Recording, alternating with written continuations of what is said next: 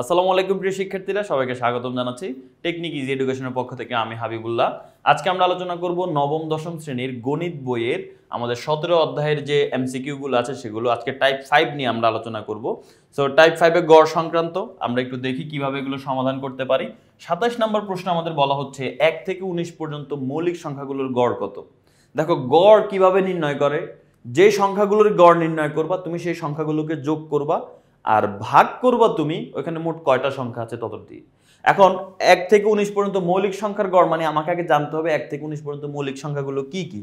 তো মৌলিক সংখ্যা হচ্ছে 2, 3, 5, 7, 11, 13, তারপরে হচ্ছে 15 না, কিন্তু 15 কিন্তু মৌলিক সংখ্যা না, ঠিক আছে। তারপর হচ্ছে 17, এরপরে হচ্ছে 19 পর্যন্ত, যেহেতু বলছে তার মানে 19 কে নেব, 19ও কিন্তু মৌলিক সংখ্যা। তাহলে এগুলো হচ্ছে মৌলিক সংখ্যা। এখন এদেরকে যদি আমরা যোগ করি, কারণ গড় নির্ণয় করতে হলে কি করতে হবে, এই সবগুলো যাদের গড় নির্ণয় করবা তাদেরকে যোগ করবা আর ভাগ করবা। এখানে কয়টা সংখ্যা আছে, 1 2 3 4 5 6 7 8, 8টা সংখ্যা আছে, 8 দিয়ে ভাগ করে দিব। তাহলে এখন আমরা যদি এটা ক্যালকুলেট করে ফেলি তাহলে কত হয় দেখি। 3 2 5, 5 5 10, 10 আর 7 হচ্ছে 17, 17 আর 11 28, 28 আর 13 41, 41 আর 17 যোগ করলে হবে 58, 58 আর 59, 58 আর 19, 58 যোগ 19 তাহলে হচ্ছে আমাদের 77। 77কে আমরা ভাগ করব 8 দিয়ে, কত আসে হচ্ছে 9.625। তো 9.625 মানে হচ্ছে 2 এর পরে 5 আছে, যেহেতু আমরা 9.63 লিখতে পারি। ইয়েস, এটার অ্যান্সার কি? এটার অ্যান্সার হচ্ছে ক। এবার আসো 28 নম্বর প্রশ্ন, 1 থেকে 21 পর্যন্ত বিজোড় সংখ্যাগুলোর গড় কত। দেখো 1 থেকে, এটার একটা শর্টকাট আছে। 1 থেকে যদি সিরিয়ালি বিজোড় সংখ্যাগুলোর গড় নির্ণয় করতে বলে, খুবই সহজ একটা নিয়ম। ওই সংখ্যা পর্যন্ত কতগুলো বিজোড় সংখ্যা আছে সেই ততগুলাই হচ্ছে, যতগুলো থাকে, মনে করো 5টা বিজোড় সংখ্যা আছে, তাহলে গড় 5ই হয়।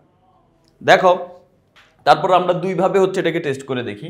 1 থেকে 21 পর্যন্ত বিজোড় সংখ্যা কি কি, 1 3 5, তারপর হচ্ছে 7 9 11 13 15, তারপর হচ্ছে 17 19 21। 1 থেকে 21 পর্যন্ত বিজোড় সংখ্যা হচ্ছে এইগুলো। এখানে কয়টা সংখ্যা আছে দেখো তো, 1 2 3 4 5 6 7 8 9 10 11। এটার গড় হবে দেখবা 11। দেখো কিভাবে এই সংখ্যাগুলোকে তুমি, এখন আমরা গড় করতে গেলে কি করবো, আমরা এই সংখ্যাগুলোকে যোগ করব এবং ভাগ করব এখানে মোট সংখ্যা দিয়ে। এখানে আমরা দেখতে পাচ্ছি মোট সংখ্যা হচ্ছে 11, আমরা 11 দিয়ে ভাগ করে দিব, তাই তো। তাহলে আমরা এখানে যোগ করি, এখানে যদি আমরা যোগ করি 3 আর 1 4, 5 4 9, 9 আর 9 18, 18 আর 7 যদি আমরা যোগ করি, 18 আর 7 হচ্ছে 25, 25 আর 11 হচ্ছে 36। ওকে, 25 আর 11 36, 36 এর সাথে 13 যোগ করব, 36 যোগ 13 যোগ 15, তারপরে হচ্ছে যোগ 17 যোগ 19 যোগ 21, কত হয় 121। এই সবগুলো যোগ করলে 121, এটাকে আমরা ভাগ করব 11 দিয়ে, তাইলে হয় 11। দেখছো? সো এই হচ্ছে কথা, শর্টকাটটাও বুঝাই দিলাম। সেম ভাবে আমরা যদি এইগুলোর গড় নির্ণয় করতে যাই, সবগুলোকে যোগ করে আমরা ভাগ করে দিব সংখ্যা দিয়ে। আমরা এই সবগুলোকে যোগ করি, দেখি যোগ করলে কত হয়।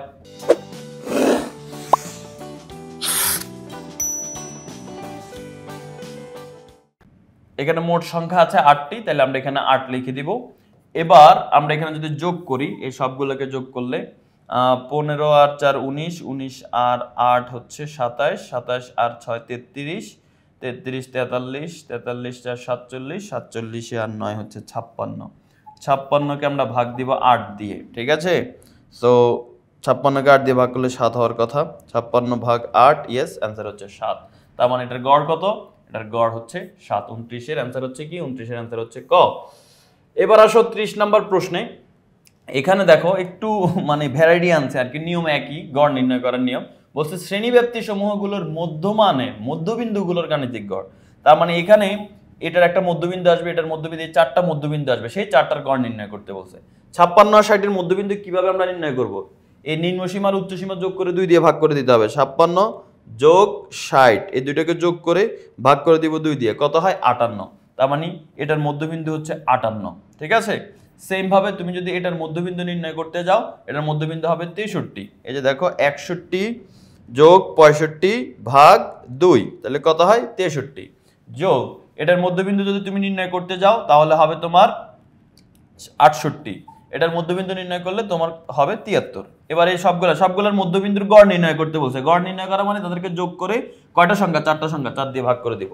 তাহলে এখন আমরা যোগ করে ফেলি।